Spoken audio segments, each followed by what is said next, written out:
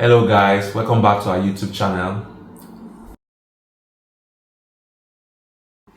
We met in Owerri in 2013. I was in my final year. Genevieve was in her final year as well. Was that my final year? Yeah, I can remember vividly. How come we?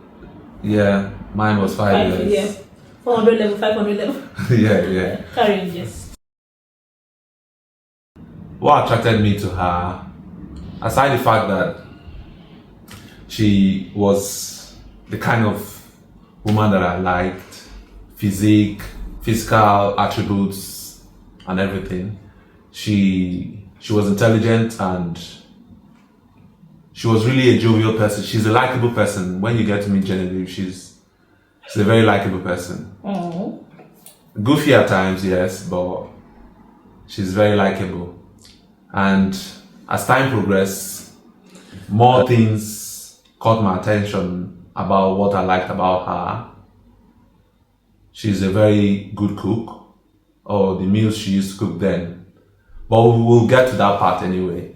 So that was what attracted me to her in the first place. She's generally a very nice person. What attracted me to Jesse was his calm nature. Jesse was too calm. Yeah, quiet but calm. He had a lot to say, but he would say it everything about him was just. And this attraction later turned to, what word would I use? I didn't like it anymore. Well, that was the first year of our marriage, or second year. Things would be going wrong and Jesse would just become like, what kind of thing is this? What kind of man is this? You see? But as time went on, the way he would calmly handle things, oh my God, I'm like, man, where did you get that from? Okay, Jesse, if your house is burning, and Jesse says, Queenie, because he calls me Queenie, stop. 80% of me wants to stop, but the other 20, the human nature wants like, why? But then, I knew that he would just handle it, and that's how Jesse has been. Keep being that way. Okay, that's number one. His calm nature, then his intelligence. It was too much for me. Guy, they think. Yeah.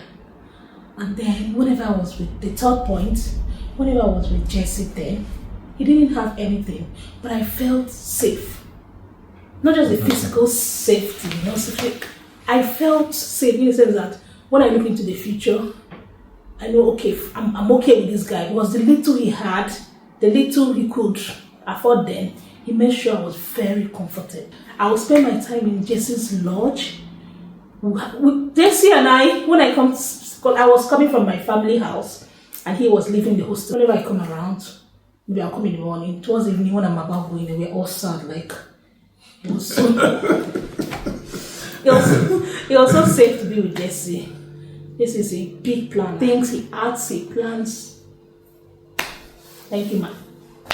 And also other things, but this one's like, I think these are the fundamental ones that help me develop and see and recognize other things I find attractive about Jesse.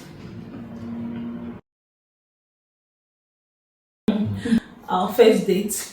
So apparently we've been chatting like a month or two, yeah? It was after my birthday. Yeah. Yes. So we've been chatting, you know what it's like meeting a new person, so we're eager to meet. And on that day, you wouldn't believe that this man took me to Mr. Beast. Wait, what? And he bought me Fanta and meat pie. Guys, you should judge this matter now.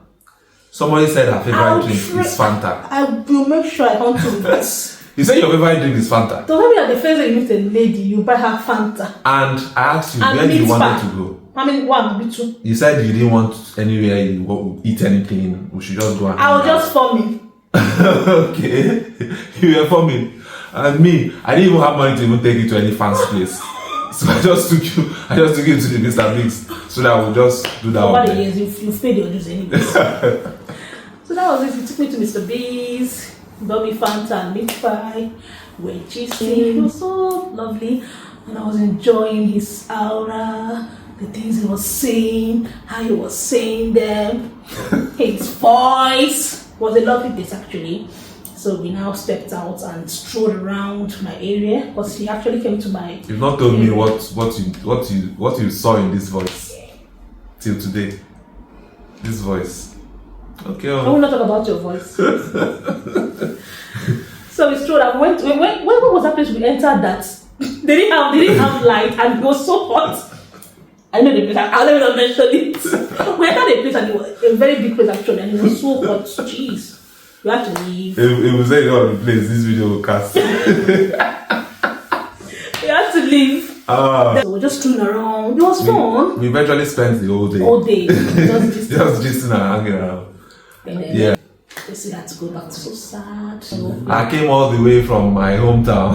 yeah, it's true. You have to go back here. I had to go back that night. Yes, that night. So that was it, and then in person I asked her Yes. to be my girlfriend.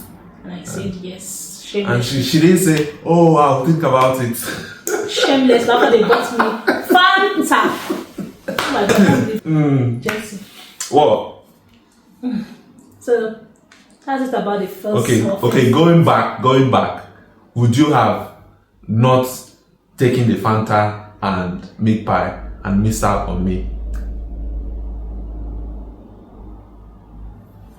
Talk so I can have evidence in camera. Moving forward.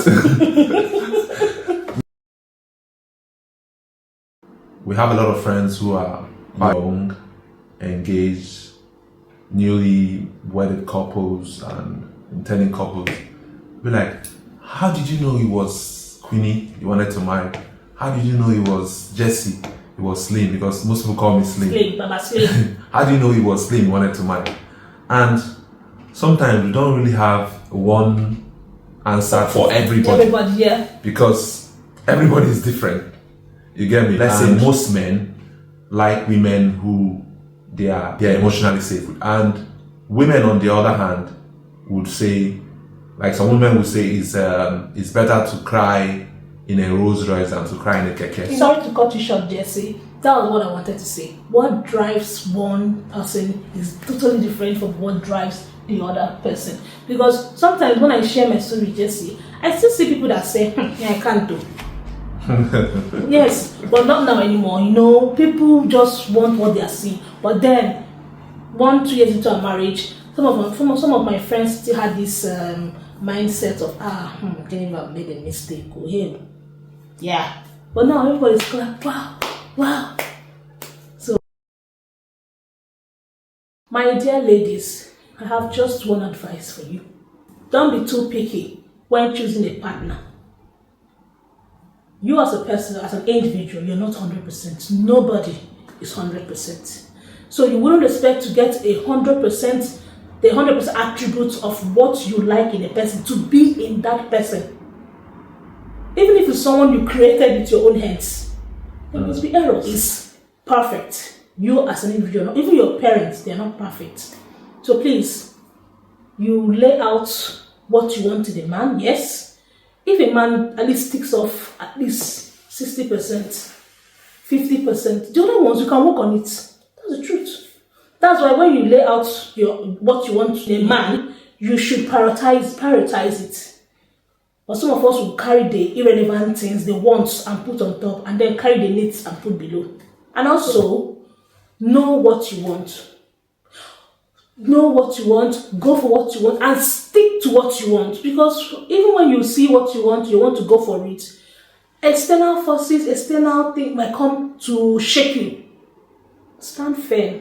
As long as you believe in yourself and what you've seen in your partner, stand for it, and you'll see God bless you.